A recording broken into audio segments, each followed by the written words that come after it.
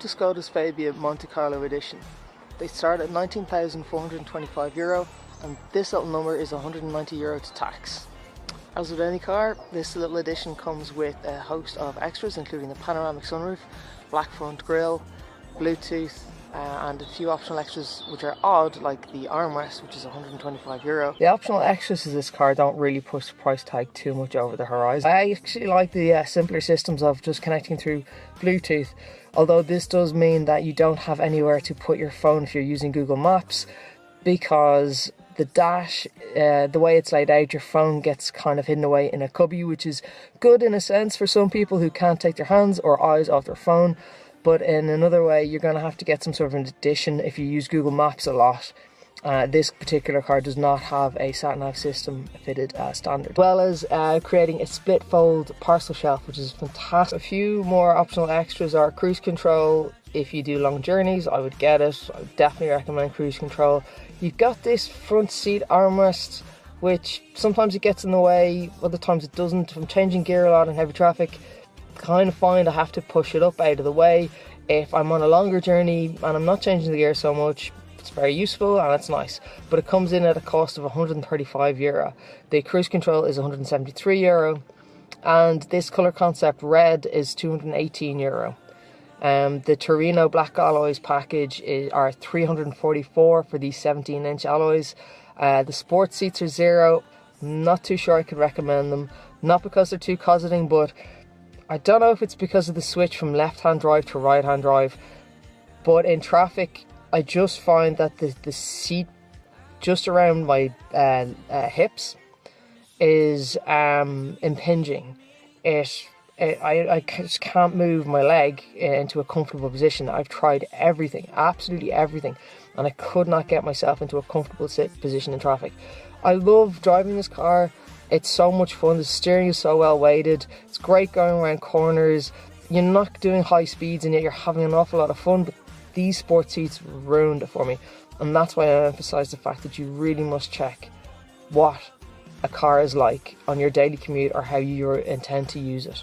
So you've also got the comfort pack. This is coming in at €758, which is basically just air conditioning, and height adjustable front seats. Now that sounds quite expensive for something that should be as standard. The panoramic roof is one of the cheapest panoramic roofs I've seen on any manufacturer's list out there. So it's coming in at €564, which is an absolute bargain. It brings so much light into the cabin. It makes a reasonably spacious cabin feel even bigger and more airy yet again. So I would definitely look into that, because it's so cheap, and when you're selling on, it's going to be a highlight of a spec to advertise.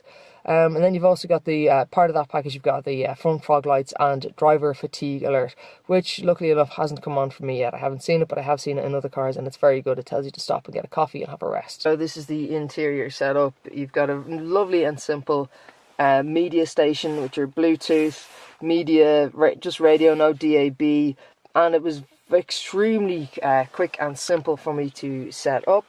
You've got your USB here, you've got a cubby here, which is where you will put your odds and ends. Usually your mobile phone will go here, but I would recommend getting one of those holders that just pops out and sits onto the air vents. They're so handy for using Google Maps, because as I say, this does not come with Sat-Nav system. Simple air controls, and it works really quickly. It's been very cold this week, and I've enjoyed rapid warmth within a few minutes, 3 or 4 minutes. You've also got this little odds and ends cup holder for going over the toll bridges, tolls. Another spot here they're quite tight for actual cups. You're going to have a pretty small cup of coffee fit in there, nothing bigger. Card holders, don't leave anything that you would wish not to be stolen or for the car to be broken into.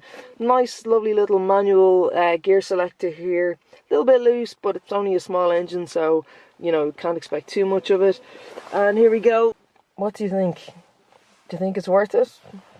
Let me know in the comments below.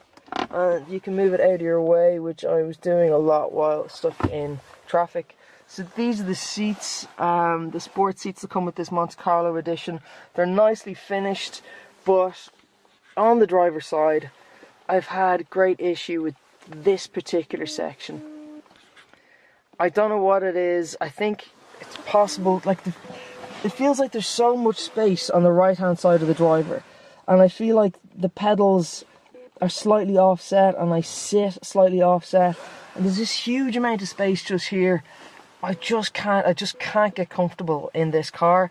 But then again, it's a lot to do with body design as well. So now you've got the very simple dials, old school analog. You've got your revs. Do you really need those anymore? Definitely use the speed gauges. You've got rake and reach on the steering wheel, which is fantastic. And I love this red stitching trim that you get on the edge of the steering wheel, and it's a lovely steering wheel. You've got a few simple controls here. You can scroll through all of the menus on the dash. It works really well. You've got your volume controls and your channel forward, channel backwards.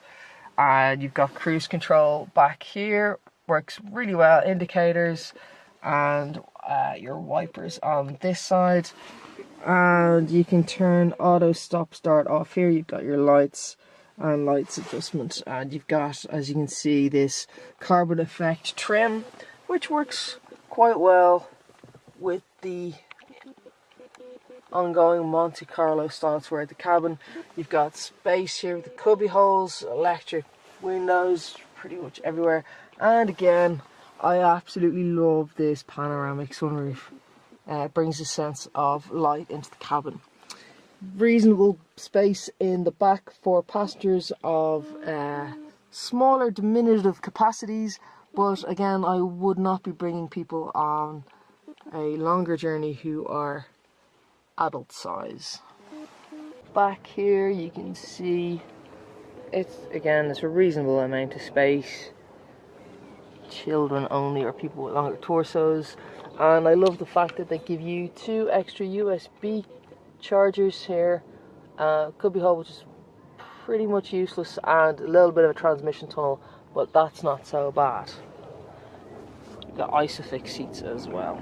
So now I'm going to show you the boot. Nice easy lift opening action, and you can take the parcel shelf off. I'm doing this one-handed, so excuse my gruffness. And look at this. Absolute Skoda genius. How good is that? I just think this is absolutely brilliant. How good is that? That's like more Skoda genius. And then if you want to get rid of it completely, it slides down the back here. See? Fantastic. And it's a reasonably decent boot space with 330 litres. And obviously you can fold the seats down quite easily in the rear. So yeah, that's fun. So this is the one last surprise we were expecting in the car. Thank you, Skoda, for the umbrella, which I will place back in under the seat for a rainy day. So there it is, hiding away in that little space under the passenger seat of the umbrella. So there you have it.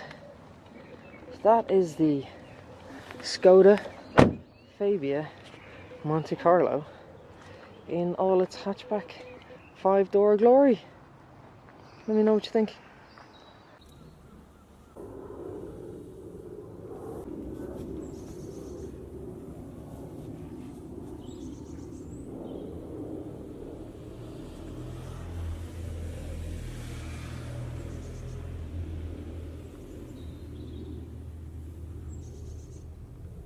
So it's a lovely nippy little number, great steering, and listen to that little engine spool up. I keep it in the rev ranges a little bit longer than I would most cars, and this is just purely for kind of driving dynamics. I really find it helps. What it means though is that you lose out on MPG a little bit for holding it in the rev range a little bit longer, but it spools up so nicely. It really drives so well. It's not quick off the mark, but once it gets going, it's quite surprising. Yes, it's lovely, really lovely to get hold of. But again, the seating position for me was a bit of an issue. Again, I cannot say enough how important it is to be comfortable on your drive to work, and it can definitely make a difference in your quality of life. excellent visibility all around, and this panoramic sunroof really gives so much more light into the cabin. It's very pleasant. All the textures, all the materials Skoda have got bang on. This little engine is only 190 euros tax. It's reasonably cheap to run. It's good MPG out of it. Small, fits in tight spaces, good in the cities. Everything else I've really liked about it. Its price is average for the range, but go have a look yourself at the competitors.